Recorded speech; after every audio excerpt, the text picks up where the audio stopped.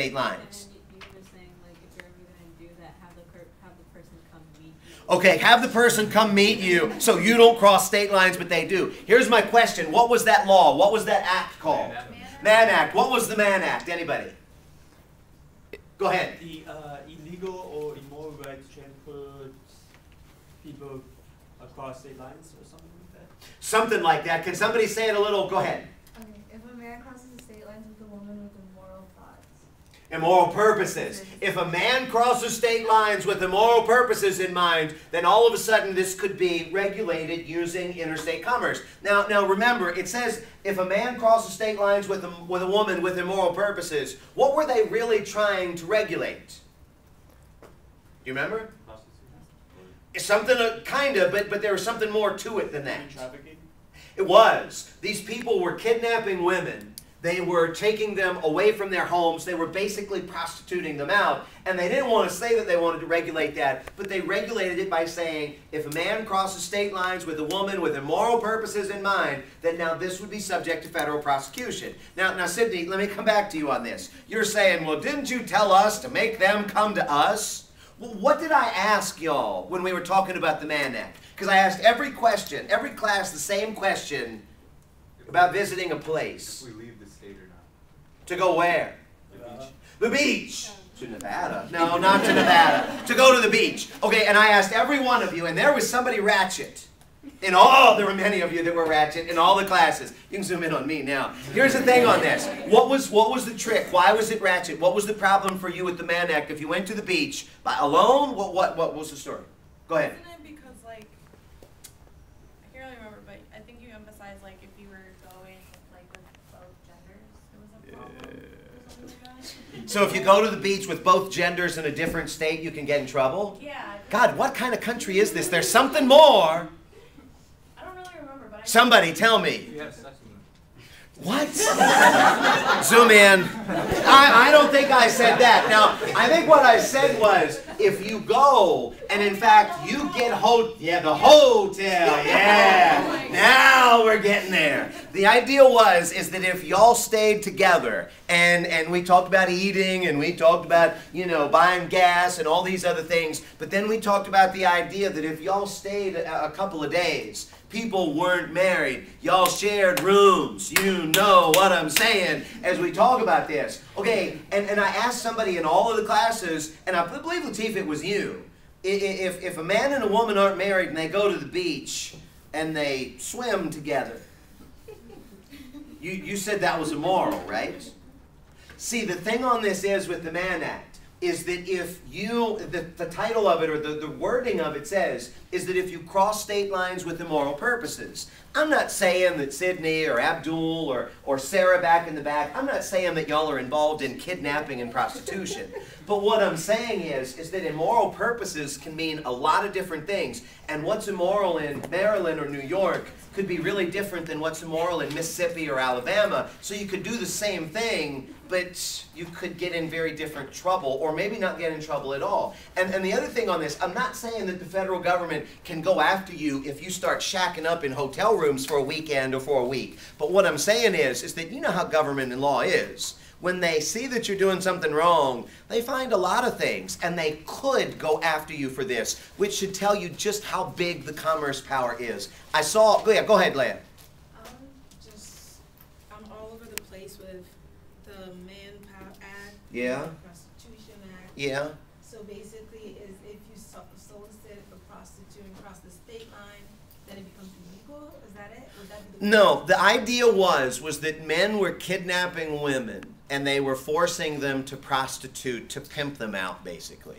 And the federal government, about 100 years ago, passed the Mann Act, designed to stop this.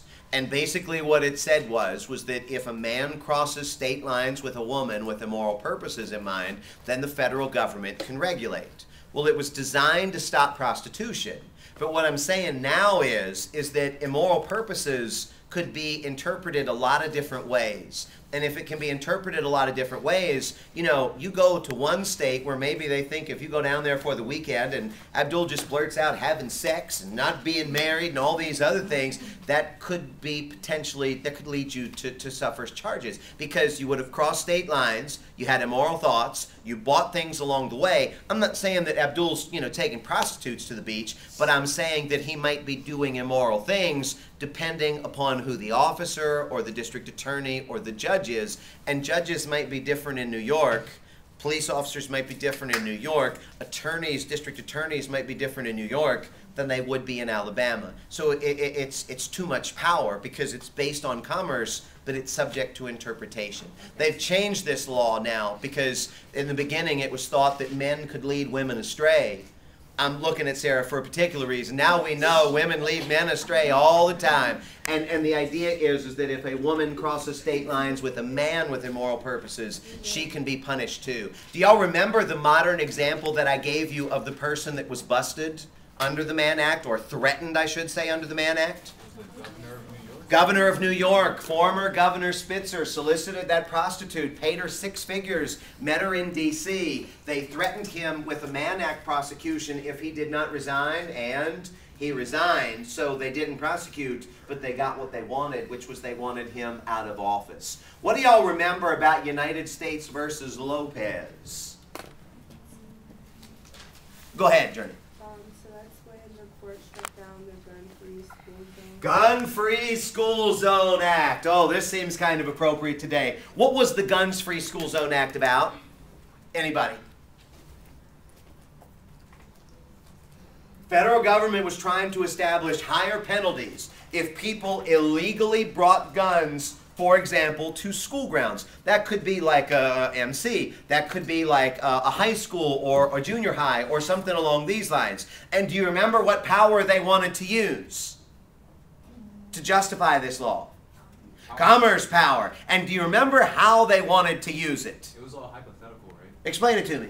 It's like if they, I remember you taking like the steps like that, but like there Yes, were, there were steps. Yeah, it was like if they have guns in the school, then Wait, hang on. If they have guns in the school, then they'll be more likely to not focus in class.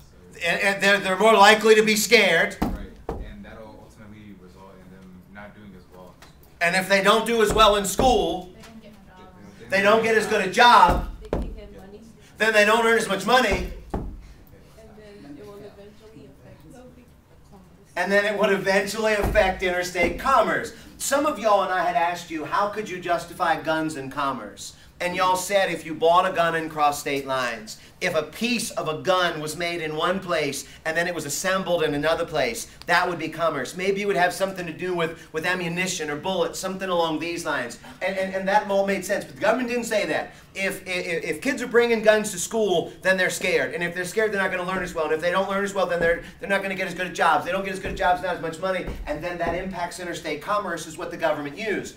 Now understand, the Supreme Court, and remember what I said at the beginning of this, the government cannot just pass whatever law it wants. It can only pass laws that it has a power for, and in this instance, the Supreme Court said, look, we're not saying that we shouldn't have gun regulations, but the Supreme Court said, you can't use the commerce power like this in order to establish this law. So they struck it down. It seems crazy, but they struck it down. So even though there was good intention, and you could argue maybe we need this, the fact is that they didn't have the power to do it. And that actually will transition us into the drinking age. Mustaf said before that we have a 21-year-old national drinking age. Do we have a 21-year-old national drinking age? No. Sarah says no. Explain, Sarah. How did it work? Do you remember what they did? Kind of, not really, no. Kinda. Sarah's like, hey, I got a fake. I don't have to know this stuff. Go ahead, Kirsten. Weren't all the states like bribed into? All the states were bribed. How, Stephanie? I think it was like 5%. 5% of what? It's like a 5% incentive. Of what? To hire the drinking age of 21. To hire the drinking age. I see. We're going to give it a job, she says. Of what? Money. Highway funds. The federal government said we want to raise the drinking age because of the fatalities and things. But if you remember on this, they didn't have a power to do it. So to your point about the bribe, they said, okay, if we're going to give each state X amount of dollars based upon the roads, based upon the drivers. If you will raise your drinking age to 21, we'll give you 5 extra percent. That's what they said. So if you didn't do anything, you kept the same level of funding. If you did raise the drinking age, you got 5% more. Okay, problems, logic, anything that y'all have. That's under privileges and immunities, right? That's under tax and spend. And make sure, as you go for this test on Friday, that you know the examples with the powers. What are the examples of commerce, which we just went through? And what's an example of tax and spend as we're going over now? I saw a hand flash back here. Can you repeat the question? Anything you can tell me about this? What's the problem? What's good about it? What's going on? So I know some of the states didn't want to raise it, but they felt like they were being bribed because to them it was like they had no choice. Yeah. But they did have a choice, but I forgot why. The argument is that states always need money, and if the state knew that they were turning down money, if the citizens knew the state was turning down money, then in fact this would really look bad. This would look bad for the government that would do it. So it's almost like they didn't have a choice. They felt obligated that they were going to have to take this money. That's part of this. Leia, did I see your hand? Also, they had argued that there were a lot to refuse because they said that it wasn't a bribery, because I remember one state sued because they said that they were being bribed to give away their rights. And South Dakota did. Yeah, that the state was reaching too far into the power. Like, it was kind of like borrowing into the powers of the state. The federal government was reaching too far into the powers of the state. South Dakota actually said this is like blackmail. They lost though, right? Yeah, We'll get to that, but let's make sure we keep it in order. Yeah. South Dakota got really upset, and a number of states actually said, look, this is like blackmail. You're giving us a decision, you're giving us a choice that we can't turn down, and you're invading an area that has traditionally been the state's power. Now, with that in mind, I had given you the example of the Newport Filter Kings, remember? If Afua needed $20, and she came to you, Journey, and you said, Journey, I'll loan you $20, give it back to me when you get paid, but I don't want to see you smoking Newport Filter Kings. And if you saw Afua 5 minutes later, and she had a slushie, and she had birth control, and she had Newport Filter Kings, and she was smoking them and had them behind all of her ears, okay, would you ever loan her money again? No, because she didn't follow your conditions. And the federal government basically said in this, they said, listen, we're putting a condition on money that we want to give you. If you want the money, then accept the condition. And if you don't want the money, don't accept the condition, but it's your choice. And like you said, I wouldn't give her money again because she didn't do what I said. Well, the federal government's saying, if you don't want to do what we're saying, we're not going to give you the money. Just do it and it'll be fine. Kirsten, you jumped in. South Dakota lost. Do you remember why? Yeah, they lost because the government wasn't taking away any of the funds. They were just adding money. What's another word for adding funds? Do you remember the word I used? They were giving them an incentive. The government was giving them an incentive. Had the federal government said, okay, if you don't raise your drinking age and it's X amount of dollars minus 5%, okay, that's a choice that you might not be able to make. But if you did nothing, you would be at the same level. They said this is not a bribe, this is an incentive, and the federal government can put conditions, just like Journey can put conditions that she would give to Afua. Why? Because it's her money, it's the government's money, and that's perfectly fine. Louisiana the first state, or the last state to add. Louisiana was the state that I had mentioned that I lived in where they did not accept the highway funds. And if you remember on this, we had talked about Arkansas, Mississippi, and Texas, right? What would young people do in those 3 states? Drive. What other power would it have actually made better sense to use than commerce? Pardon me, than tax and spend. Commerce, because all of them would have crossed state lines in order to buy the alcohol. That's making a purchase after you cross state lines. But sometimes they'll pick a power and they'll have a case just so they can build up the power. What do y'all remember about privileges and immunities? Oh, it was like if you were unemployed and you went to a state that had higher unemployment benefits, like your story. My story. Okay, that narrows it down a little bit. I believe we started talking about that man from South Carolina, though, right? Yeah. The man from South Carolina lost his job, and he was eligible for South Carolina unemployment benefits, and he went to the library and he did some research. Do you remember what he found? That they have more higher benefits. More higher benefits where? In, Connecticut. Connecticut. Oh yeah, Sarah's back there. Connecticut it was. So the guy did what, Sarah? The guy drove up to Connecticut to get unemployment. The guy moved his family up to Connecticut in order to get unemployment benefits. And what was it that the Connecticut governor said? Anybody? No. Okay, no. Why?